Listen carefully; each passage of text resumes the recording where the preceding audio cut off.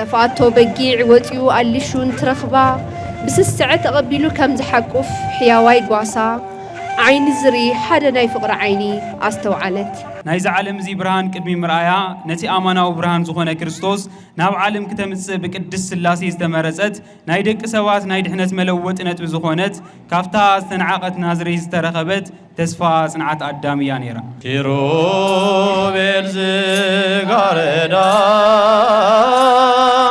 آماناويت مقدس زر زي عرفا قرايت سلوس قدوس يعقوب زسروق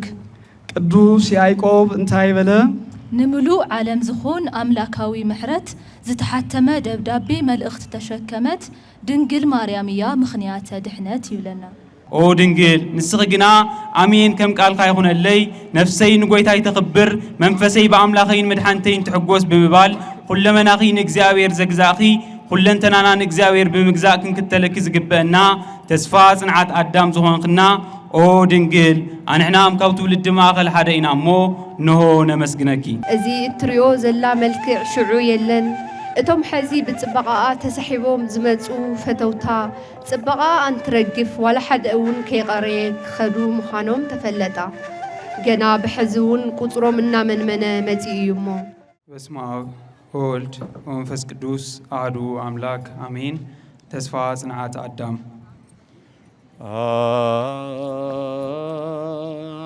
أنتي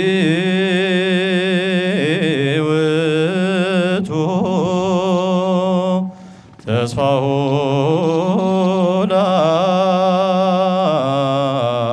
لآدم عميس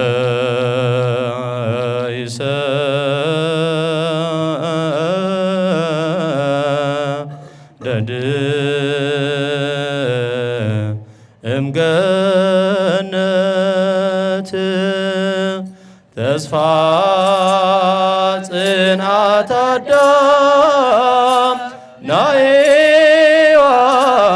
داسي مريم نعاخي نقباو داسي مريم نعاخي نقر وداسي አውና ይደቅ ሰዋት ታሪክ ከውድቀት ጀምሩ ጸጥ ዝበለ ናፍቆት ብደቅ ሰዋት ሓሊፉ እዩ አዳም ሙሉ በሙሉ ክሪኦ ዘይኽእል ተስፋ ሓዘ ሔዋን ድማ ሙሉ በሙሉ ዘይትርድኦ ቃል ተስፋና ገበረት ትነብር ነይራ ቶም ነቢያት ድማ ብምልክትን ብጽላሎትን ተነበዩ ጻድቃናት ብልቦም እናሐሰቡ ተመላለሱ ሁላቶም ድማ እግዚአብሔር ምሕረቱን ብርሃኑን ናብ ዓለም ዘእትወሉን ዝገልጸሉን ጊዜ ተጸበዩ استسفاز دما نبوزح زمانات بستفلالوي منقدتات بحمام بسدت بتسفا بمثالي بقال كيدان بصوم بصولوت بسواين استغعاز يونيرو اذا كله دما كافتا ناتنايل ካብ ናዝሬት ሰናይ ነገር ደሆጽ ይኽልዩ ኢሉ ዝተዛረበላ አፍታዝ ተንዓቀት ከተማ ናዝሬት ትነብር ነበረት ቅድምቲ ሰናይ ዝኾነ ኢየሱስ ተረኸበት ሰናይ ዝኾነ ድንግል ዝዓርፍ እዩ ነይሩ የዋተ አቤል ናይ ሄኖክ ንጽሕና ሓውዝ ኸበባ አመን ማለሲና ንጾመ ሰበወር ናይ ኤልያስ መና ፈውሲ ቁስልናሆም ናይ ኢዮብ ጥዕና ፈውሲ ቁስልናሆም ናይ ኢዮብ እና እዛ ድንግል ዚኣ ቅድሚ ሙላዳት ትፍለጥ ዝነበረት ናይ ዓለም ዚ ብርሃን ቅድሚ ምርአያ ነቲ አማናው ብርሃን ዝኾነ ክርስቶስ ናብ ዓለም ከተምጽእ ብቅድስ ስላሴ ዝተመረጸት ናይ ደቂ ሰባት ናይ ድሕነት መለወጥ ነጥብ ዝኾነት ካፍታ ዝተንዓቀት ናዝሬት ዝተረኸበት ተስፋ ጽንዓት አዳምያ ነይራ ናይቲ ትንቢትን ናይቲ ዘመንን ፍጻሜ ኣብ ዝበጽሐሉ ጊዜ እግዚአብሔር ናፍታ ዝተንዓቀት ከተማ ግን ድማ ዝኸበረትን ብእግዚአብሔር ዝተመረፀትን ድንግል ሓቂፋ ዝሓዘት ናዝሬት መልአኹ ለኣኸ እቲ መልአኽ ድማ ተራራታት ከየናወፀ ቅድሚ ዘመናት ኣብ ቅድስት ሥላሴ ዝነበረ ብስራት ሒዙ ብህድኣት ናፍታ ድንግል መፀ ኦ ጸጋ ዝተመልአኪ ደስ ይበልኺ ኢሉ ድማ ናይ ብስራት ቃሉ ኣብ ልባ ኣፍሰሰ ኪሩቤል ዝጋረዳ አማናዊት መቅደስ ዘርዘይ ዓረፋ ገራይተ ሰሉስ ናይ ፍጡራን ምግቤ ኣብ ዝሕፈስ ፍሬ ሕይወት ጎይታ ኢየሱስ ክርስቶስ ፍሬ ሕይወት ጎይታ ኢየሱስ ክርስቶስ ኣብዛ ዝተቀደሰት መዓልቲ ድማ ኩላቶም እቶም ናይ ብሉይ ኪዳን ምሳሌታት ክነቃቅሑ ጀመሩ በዛ ቅድስ ዝኾነት ግን ድማ ኣብ ሰንዓቐ ከተማ ዝተረኸበት ድንግል እቶም ትንቢታት ፍጻሞም ረኸቡ ነቲ ሓቀኛ ምእናን ናይ ህይወት እንጀራን ዝኾነ ክርስቶስ ብወርቅ እንተይኮነስ ብንጽህና ነቲ ናይ ቃል ኪዳን ታቦት ተሸከመት ከምቲ ደመና ነቲ ቅዱስ ስፍራ ዝጋረዶ ብመንፈስ ቅዱስ ተጋሪዳ መሕደር መለኮት ኾነት ሰማይን ምድርን በቲ ዝወለደቶ ሓደ እትገብር ናይ ያዕቆብ መሰላል ተራእየት ከምቲ ሕዝቅኤል ብትንቢቱ ዝገለጻ ናይ ምስራቅ በሪ በኣገሩ ናብ ዓለም ጎይታ መጸላ ናይ አማኑኤል አዶ በመዃን ናይ ነቢዩ ኢሳይያስ ትንቢት ፈጸመት እነሆ አንሕና ድማ እግዚአብሔር ምሳና ኾኑ እናበልና ዘመርና ቅድሚያ ዝነበሩ ነቢያት ሁሉም ዝተናገሩሉ ክርስቶስ በኣገሩ ናብዚ ዓለም ዝመጸላ ናይ ሔዋን መርገም ተሳዒሩ ናይ አዳም ተስፋ ዝተፈጸመላ ጎይታና ኢየሱስ ክርስቶስ ስጋ ለቢሱ አባና ዝሓደረላ ተስፋ ናይ አዳም ዝኾነ ድንግል እነሆ ፍጻሜ ነቢያት ኮይና ተረኸበት በሪ ምብራቅ ሕዝቅኤል ናይ ሙሴ ደብተራ መመክሕት እሴይ ዳዊት ዝዘመራ ብርሃን ፀሓይ ገዳም ዝራያ ህዝባ ጓል ነቢያት ድንግል ብዙሕ እዩ ክብራ ጓል ነቢያት ድንግል ብዙሕ እዩ ክብራ ኦ ተስፋ ጽንዓት አዳም ዝኾንኺ ድንግል ኖ ኣነም ካብ ትውልድ ማእኸል ሓደ እዮሞ ንኽብርኺ ውዳሴ ከቕርበልኺ አሜን ምባል ናይ አይሁድ ሕግን ስርዓትን በእምኒ ምቅጥቃጥን ሕሜትን ምግላልን በአጠቃላሊ ጨርቀይ ዓደይ ገዛይ ከይበልኺ ዓርስኺን እግዚአብሔር አግዚእኺ ካብ ዝመጽእ ችግራት እቲ ዝመጽእ ናይ ዓለም መድኃኒት ንምውላድ አሜን ዝበልኺ ኢኽሞ ኦ ድንግል ምስጋና ንዓኺ ይግባእ እግዚአብሔር ንአብርሃም በዛ ዓመት እዚ ሳራ ቆልዓ ክትወልደልኻ እያ ኣብ ዝበሎ ጊዜ ሳራ ብልባ ሰሓቐት ኦ ድንግል ንስኺ ግና አሜን ከም ቃልካ ይኹነለይ ነፍሰይ ንጎይታይ ተኽብር መንፈሰይ በአምላኸይን መድኃኒተይን ትሕጎስ ብምባል ሁለመናኺ ንእግዚአብሔር ዘግዛእኺ ሁለንተናና ንእግዚአብሔር ብምግዛእ ክንክተለኪ ዝግበአና ተስፋ ጽንዓት አዳም ዝኾንኽና ኦ ድንግል አንሕናም ካብ ትውልድ ማእኸል ሓደ ኢና እሞ እንሆ ነመስግነኪ ጥበብ አሚናዳብ ፈጣን ሰረገላ ክብር ክህነት አሮን ኣብ መቅደስ ቦቂላ ትንቢተ ነቢያት ጸጋ ዝዓደላ ሞገስ ሐዋርያት ናይ ጴጥሮስ ከለላ ሞገስ ሐዋርያት ናይ ጴጥሮስ ከለላ ተስፋ ጽንዓት አዳም ናይ ሔዋን ህዳሴ ማርያም ንዓኺ ይግባእ ውዳሴ ማርያም ንዓኺ نقرب وداسي وسبحان እግዚአብሔር ወለወላዲቱ ድንግል ወለመስቀሉ ክቡር ናይ ዕለቱ መርሃ ግብሪ ሎሚ ናቅርበልኩም መንፈሳዊ እንካን ሃባን ካብ ቦታት ናባኹም ስለ ሰማዕትነት ወይ ድማ ምስክር ካብ ቦታት አንደበት እስቲ ቁሩብ ንበል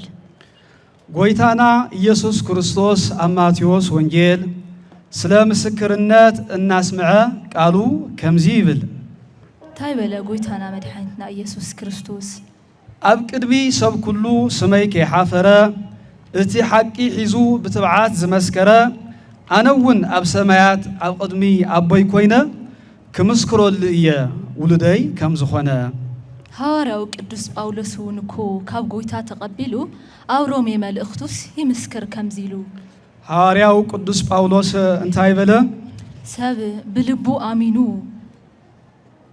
ከም ዝጸድቅ ኩሉ ድሕነት ድማ ይረክብ በአፉ መስኪሩ ስለ ምስክርነቱን ከም ሰማዕትነት ይቆጸረሉ ሶርያዊ ቅዱስ ኤፍሬም ድማ ስለ ቅዱሳን ሰማይታት ግርም ምስ ወለ ግዲ ተዛሓረይዎ ህይወት ታይ በለ ቅዱስ አቡና ሰማዕታት ብሓቂ ንዓቁ ጣዕማ ናይ ዝዓለም ደማቶም ኣፍሰሱ ምእንተ ክርስቶስ ኢሎም መሪር ሞት ተዓገሱ ርስቱ ክፍቀደሎም ጎይታ ይርደአና ክንኽተል ኣሰሮም ጎይታ ይርደአና ክንኽተል ኣሰሮም አሜን ጎይታ ይርደአና ክንክተል ኣሰሮም እምበኣርከስ ከምዚ ኻበልና ስለ ምስክርነት ስለ ሓደ አቦ ተምሳሌ ሰማዕትነት ደቀ መዝሙር ክርስቶስ ሓደ ካብ ሐዋርያት ገድሉ ክኾነና ምኽንያተ ድሕነት ተኻፈልቲ ኾንኮን ካብትናቱ በረከት ቁሩብ ክንብለኩም ስለ ናቱ ህይወት ናይ መጀመርያ ሐዋርያ ሓው ቅዱስ ጴጥሮስ ደቀ መዝሙሩ ዝነበረ ንቅዱስ ዮሐንስ 12 ጊዜ ስሙ ኣብ ወንጌል ዝተጻሕፈ ኣብ ግብረ ሐዋርያቱን ስሙ ዘይተረፈ ንጎይታ ክርስቶስ ስለነገረ ምጽአት ዝሓተተ ሐዋርያ አላሺ መንገድ ድሕነት ቀዲሙ ዝተጸውዐ ዝተኸተለ እንትኾን ፕረቶ ክሌቶስ ዝበልዎ ቀደምት ክርስቲያን እቲ ውሕድ እንጀራ ዘባረኸ አቦ ብንቕሓት ካብ ሐዋርያት መሪሕነት ዝተዋሃቦ ኣብ ሱክስ ኣስካትያ ከምኡውን አጥርያኖስ ኣብ ዓዲ ከሃድያን ስለ ክርስቶስ ዝመስከረ ቅዱስ ብናይ ቀደም እስኩቴስ ብናይ ሎሚ ሩስያ ኣብ ቢታንያ ገሊላ ከምኡውን ሩማንያ ወንጌል ዝሰበኸ ቅዱስ ሐዋርያ ናይ ፈለማ ሊቀ ጳጳስ ናይ ሃገረ ቁስጥንጥንያ ኣብ መወዳእታውን ኣብ ግሪክ እንተስተምህር ኣብ ወረዳ ኣካይ ኣብ ጴጥሪስ መንደር ከም ጎይታይ ክስቀል ኣይበቅዕን ኢሉ ኣብ ኤክስ ዝቕርጹ መስቀል ተሰቂሉ ዋጋ ገድሊ ስቃዩ ሙቃም ንእምነቱ ኣክሊል ተቐቢሉ ዓስቢ ሰማዕትነቱ በዛ ሎሚ ዕለት ኣብ ሱሳ ዘመኑ ታሕሳስ 4 ሰማዕትነት ተቐቢሉ ንምስክርነት ሓርዩ ዝመረጾ ክርስቶስ ናይዚ ቅዱስ አቦ ስም ሐዋርያ እንድርያስ በረከትን ረድኤትን ሐዋርያ ቅዱስ እንድርያስ ምስኩላትና ይኹን ዝሰማዕናዮ ንፍረ ይብቃዕዮ አሜን ሕዚ ድማ ቅጽል አቢልና ስለ ድንግል ማርያም አቦታት እንታይሎም እንታይኸ መስኪሮም በየናይ ቃል ምስጋና እንታይ አመስጊኖም ብምንታይ ገሊጾማ ነታ መድኃኒቶም ቅዱስ ኤፍሬም ሶርያዊ ቅዱስ ኤፍሬም አቦና እንታይ ይብል ቅድስቲ ወላዲት አምላኽ ዝወለድኺ ልዑል እግዚአብሔር ዝዓረፈ ማሕፀንኺ ሰማያዊ ንጉስ ዝዘርግሐ ዝፋኑ አባኺ ሕትምቲ ብተዋህዶ ማርያመይ ንስኺ ቅዱስ ያዕቆብ ዘስሩግ ቅዱስ ያዕቆብ እንታይ በለ ንምሉእ ዓለም ዝኾን አምላካዊ ምሕረት ዝተሓተመ ደብዳቤ መልእኽት ተሸከመት ድንግል ማርያም እያ ምኽንያተ ድሕነት ይብለና ቅዱስ ኤፍሬም ሶርያዊ ብድጋሜ እንታይ በለ ቅዱስ ኤፍሬም አቡና ዘውዲ ትምክሕትና ናይ ድሕነት መፈለምታ መሰረት ንጽህና ዝወለደት ጎይታ ሰላም ነፍሰ ስጋ ዘበሰረት ደስታ ዕረፍቲ ክትረኹስ ማርያም ቦሉታ ቅዱስ ኤራቅሊስ ድማ ከምዚ ይብል ቅዱስ ኤራቅሊስ እንታይ በለ ንደቂ አዳም ኩሉ ዘውፅእ ካብ ባርነት ዝተጽሓፋ ማህፀን መጽሓፈ ነፃነት ናይ እግዚአብሔር መቅደስ ዝሓረያና አገልግሎት ዝኾነቶ መሕደሪት ማርያምስ ክንደይ ተዓደለት ካብዞም ኩሎም አቦታት ምስክር ዝኾኑ ዝሓፈረ የለን ብስማ ለሚኑ በአዶነት ጸግዓ ብምልጃአ እመኑ ንስማ ወድሱ ቅዱሳን ክትኮኑ እናበልና ንሕናውን ብዓቕምና መስኪርና ኣብ መፈጸምታ ዝሓሳብ መልእኽቲ ዝመጹና ልብ ክንብል ክነስተውዕሉ ዝጽሓፍዎ ቦታትና ናብ ሓፈሻዊ ምኽሪ እንሆ በፂሕና አትናቴዎስ ካብ አንጾኪያ ታይበለ ቅዱስ አቦና አቱም ሰባት ንዓና ዝመስሉ ኣብ ምድሪ ዝነብሩ ፍጡራት ክንምርምር ተዘይተኻኢሉ ነቱ ኩሉ ፈጣሪ መሳሊ ዘይብሉ ንእግዚአብሔር ምምርማር ደኣ ይከኣል ዶ ኾን ትብሉ ቅዱስ እንጦንስ ካብ እስክንድርያ ቅዱስ እንጦንስ እንታይ በለ ኦ እግዚአብሔር አቦይ ሐመድን ትቢያን ኮይነን ከለኹ እንካብ ዝቆጽሩኒ ጻድቕ ከም ዝኾንኩ ካብቶም ሰባት ንሶም ሓልወን ንጉይታይ ብትዕቢት ወዲቐስ ከይሕስራ ነፍሰይ ሰለስቱ ምእት ሊቃውንት ኣብ ጉባኤ ንቅያ ታይበሉ አቦታትና አድምፁ ደቅና ካብ ደቂቃ ሃጣው ሃይማኖት ዝወፁ ሩሓቁ ብመንፈስ ብልብኹም ጽልኡ ካብዛ ክብርቲ እምነት ንከየውፅኡኹም ተጠንቂቕኩም ንበሩ ንከየስሕቱኹም ቅዱሳን አቦታትና መወዳእታ ከምዚ ኢሎም ይመኽሩና ቅዱሳን አቦታት እንታይ በሉ ንዝተወሰነ ጊዜ ሙቃም ንሃይማኖት ክብርን ትህልዎ ምቅላስ ኮነ ሙማት ነገር ግን ካብዚ ሁሉ ትዝበለጸ ሰማዕትነት ጸኒዕኻ መንባር እዩ ኣብ ቅድስቲ እምነት ጸኒዕኻ መንባር እዩ ኣብ ተዋህዶ እምነት ናይ ጎይታናን መድኃኒትናን ኢየሱስ ክርስቶስ ምሕረትን ቸርነትን ናይ አዲና ድንግል ማርያም አዶነትን አማላጅነትን ናይ ቅዱሳን ጻድቃን ሰማዕታት በረከት ረድኤት ናይ ቅዱሳን መላእኽቲ ፈጥኖ ረዳኢነት ምስኩልና ይኹን አሜን ወስብሐት ለእግዚአብሔር ወለወላዲቱ ድንግል ወለመስቀሉ ክቡር በስመ አብ ወወልድ ወመንፈስ ቅዱስ አሐዱ አምላክ አሜን። ህውከትን ዕግርግርን ናይ ዝዓዲ ካብ ኩል ጊዜ ንላዕሊ በርኪቱ ይርከብ። ዓይንን ቀልብን ብዙሓት ሰባት ናብ ሓደ ኣንፈት ኣብዚሑ ተሰሒቡ ነበረ። ኩሉ ሰብ ዝናፍቆ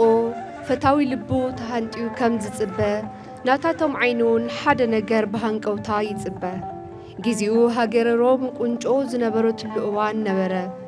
ኩለን ሃገራት ዝግዛአላን ብፍላይ ድማ ሮማውያን ንኢየሩሳሌም አንቀጥቂጦም ዝገዝኡሉን ናይ ፈለማ 100 ክፍለ ዘመን ነበረ። ናይ ሮማ ወታደራት ሓለቃታትን ሞካንንትን ካብ ሓደ ጫፍ እታ ከተማ ናብቲ ካልእ ጫፍ እታ ከተማ እንትንቀሳቐሱ ዘሎ ናይ ዕጀባ ህውከትን ሽብርን ሕልና ህዝቢ ኢየሩሳሌም ብፍርሕን ብራዕድን ጨምዲዱ ዝሓዘሉ ጊዜ ነበረ። ይኹን እምበር ኣብዚ ጊዜ እዚ ቀልብን ሓሳብን ብዙሓት ብፍላይ ከዓ በዓል ጸጋታት ሰብሃፍትን ሓለቃታትን ሮም ዝማረኸት ብመልክዓ እዚ ይወፃ እዚ ጎዲልዋ ዘይትበሃል ስየ ዝመስል ሌለይ ቁሞታ ሃሪ ዝመስል ነዊሕ ጸጉሪ ርእሲ ዘለዋ ብርለ ዝመስል ነዊሕ ክሳዳ በዓልቲ ተራር ኣፍንጫ ኣዒንታ ኮኸብ ጽባሕ ዝመስሉ ውቅባት ሰሓቢ ተኽለ ሰብነትን ኣረጋግፃን ዘለዋ ምልክዕቲ ጎርዞ ነበረት። ክርእይዋ ክማርኽዋን ምስኣ ጊዜ ክሕልፉን ሃንቀው ኢሎም ዝጽበዩ ናይ ዝነበሩ በዝሒ ተባዕትዮ ኣዝዩ ብዙሕ ስለ ዝነበረ ብቁፅሪ ኣይፍለጡን። እዛ ጎርዞ ብመልክዓን ዝናኣን ካብቶም ዝተማረኹ ነቶም ኣብ ቀልባ ዝወደቑን ዝፈተወቶምን ሞካንንትን ሰብ ጸጋን ብተኽለ ሰብነታ እናውደቐት ስጋኣ እናሸጠት ነፍሳ እናሕሰረትን ገንዘብ ትእክብ ነበረት። ኩል ጊዜ ኣብ ቅድሚ መስትዋት ጠጠው ኢላ ስለ መልክዓ ኣቤት መልክዕ ክንዳይ ዝጸበቐ ኣብ ሙሉእ ኢየሩሳሌም ዋላ ሓደ የለን ትብል መልክዓ ልክዕ ባዕላ ከም ሰርሓቶ ኣብዚሓ ትምካሕ። ቀልቢ ሞካንንቲ ምምራኽን ኣወዳት ምእንታ እናባእሰት ምንባርን ከም ዓብይ ዝና ቆፀረቶ። ስጋኣ እናሸጠት ብዝረኸበቶ ገንዘብ መሊሶም ዘጸባብቕዋ መጋየፅታት ብምዕዳግ ንጽባቐኣ መመሊሳ ትጭነቕን ትጥበብን ዝነበረት እታ ሰበይቲ ብኸምዚ መልክዑ ዓመታት ተቑፀረት። ምንም እንተኾነ ግና ንሳውን ሰብያ እሞ እትነብሮ ዘላ ህይወት ካብ ግዜ ናብ ግዜ ኣሰልቻውን ዕረፍቲ ኣልባን እናኾነ መፀ ኮይኑ ግና ስርሓ ሂወታ ኮይኑ እዩ እሞ ከም ዝለመደቶ ክትፀባበቕ ሙሉእ ሰብነታ ኣብ ዘርኢ ኣብ ቅድሚ ዓብዪ መስትዋት ጥራሕ ነብሳ ጠጠው ኢላ ሙሉእ ኣካላታ ካብ ፀጉሪ ርእሳ ክሳብ ፅፍሪ እግራ ኣተኪራ ረኣየቶ ነቲ ካብ ትማሊ ሎሚ በብቑሩብ እናቐነሰ ዝመፅእ ዘሎ ፅባቐኣ ኣስተባሃለቶ እወ ናይ ብሓቂ ዝወፃ የብላን ነገር ግን ክሳብ ሎሚ ዘየስተዋዕለቶን ዘይሓሰበቶን ሓደ ሓሳብ ብቕፅበት ናብ እምሮኣ ብልጭ በለላ እሞ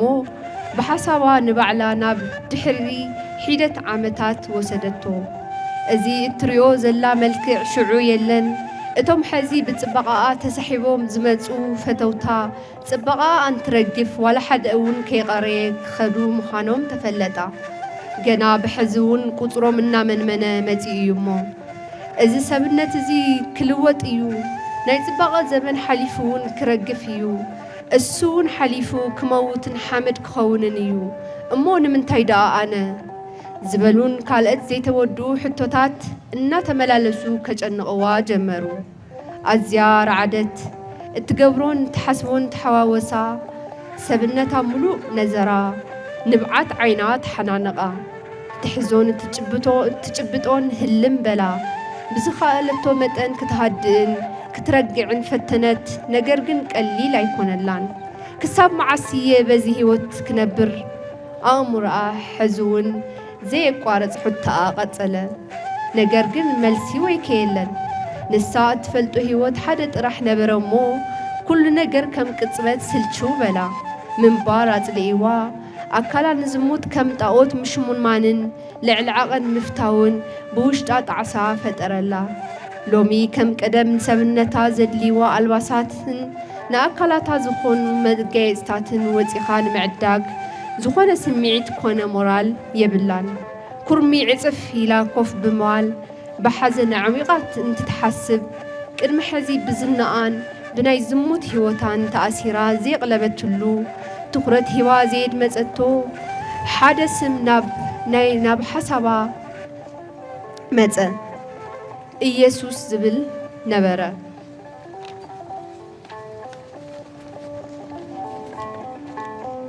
ኢየሱስ ዝብል ስም ኣብ ሙሉእ እታ ሃገር ኣብ ዝምስከረሉን ዝስምዐሉን ግዜ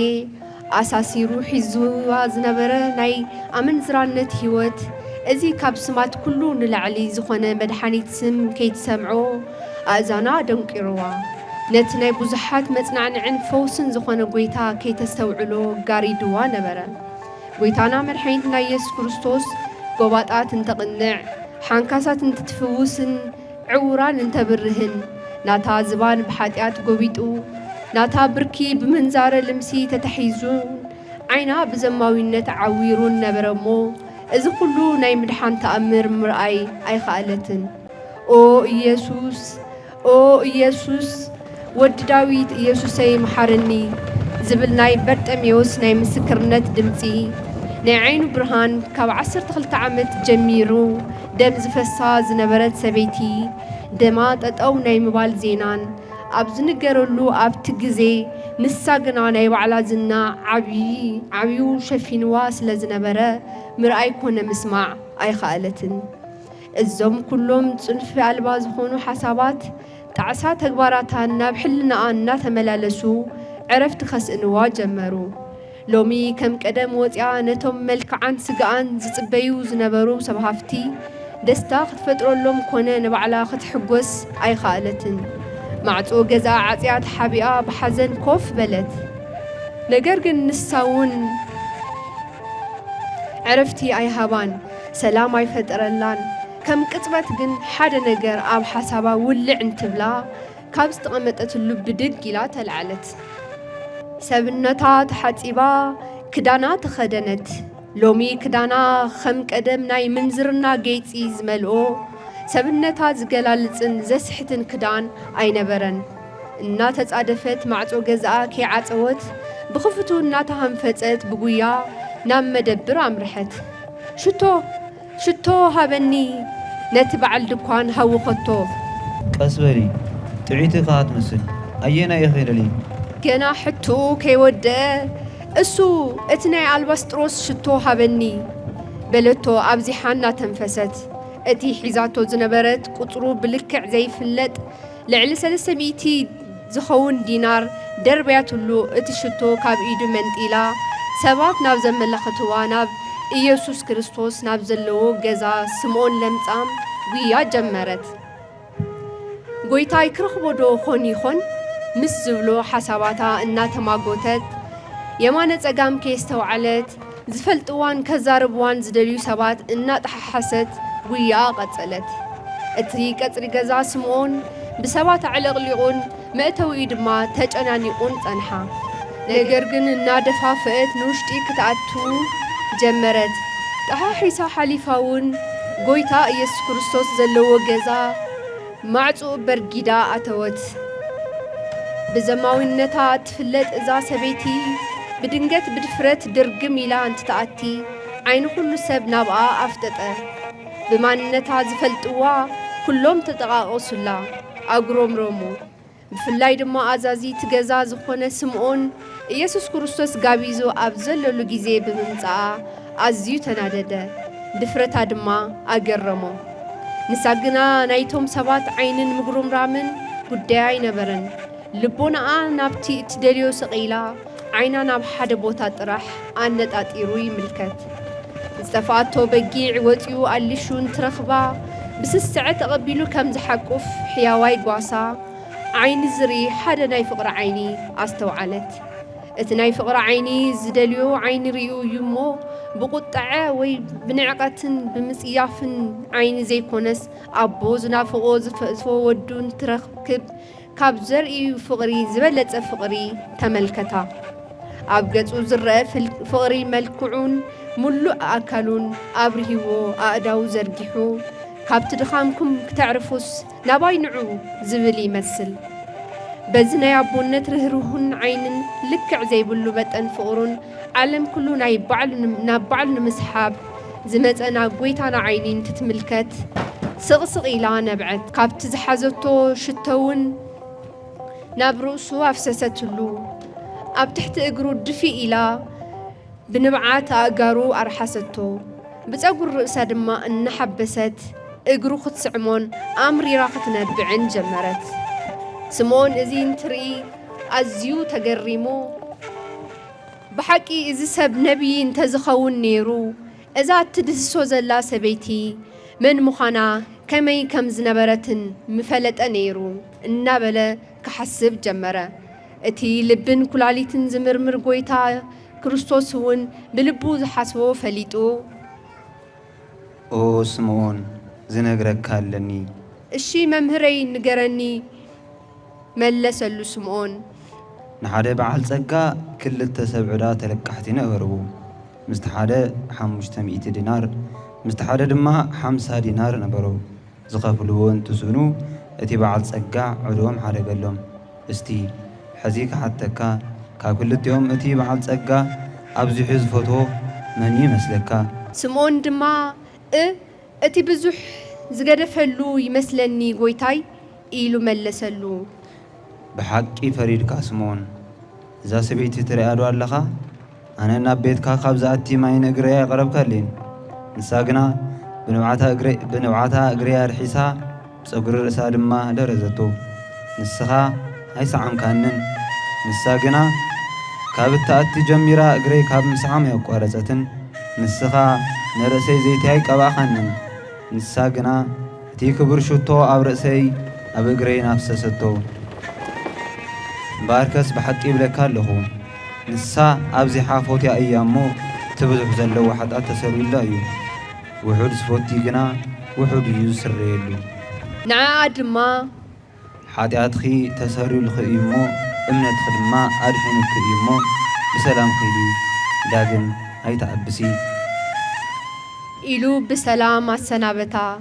ስለዚ ክቡራን ህዝበ ክርስቲያን እግዚአብሔር ኣምላኽና እቲ ናይ ፍቕሪ ኣቦና በዝሒ በደልናን ኣበሳናን ዘይኮነስ በዝሒ ፍቕርና እዩ ዝርኢ እሞ ኣብዚሕና ክንጸርስ ኣብዚሕና ነፍቅሮ። ወስብሐት ለእግዚአብሔር ወለወላዲቱ ድንግል ወለመስቀሉ ክቡር።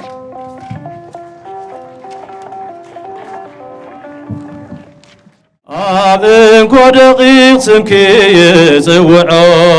ናበልኩ ማርያመይ ሰንበተይኺ ዘዕርፈላ ነፍሰይ ብርትዐ ድኻመይ አብንኮ ደቂቕ ስምኪ ይጽውዖ ናበልኩ ማርያመይ ሰንበተይኺ ዘዕርፈላ ነፍሰይ ብርትዐ ድኻመይ ርእዩ ተመልኪቱ አቦ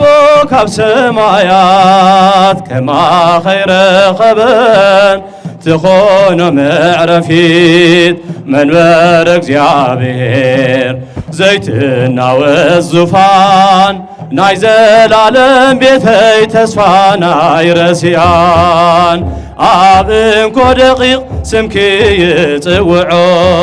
ናበልኩ ማርያመይ ሰንበተይኺ ዘዕርፈላ ነፍሰይ ብርትዐ ድኻም አብንኮ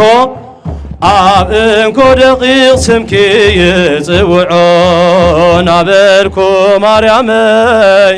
ሰንበተይኺ ዘዕርፈላ ነፍሰይ ብርትዐ ድኻመይ ጽሜናይ ውሻጠይ ሕሹኽ እንትብለኪ ቋንቋ ኢኺ ድንግል መልሲ ዝረኽበልኪ ነፍሲ ወከፍ ደቂቕ ሕይወት ናይ ሕይወተይ ማርያም ማርያም ክብል ትመስል ዕርፍተይ አብንኮ ደቂቕ ስምኪ ይጽውዖ ናበልኩ ማርያመይ ሰንበተይኺ ዘዕርፈላ ነፍሰይ ብርትዐ ድኻመይ አብንኮ ደቂቕ ስምኪ ይጽውዖ ናበልኩ ማርያመይ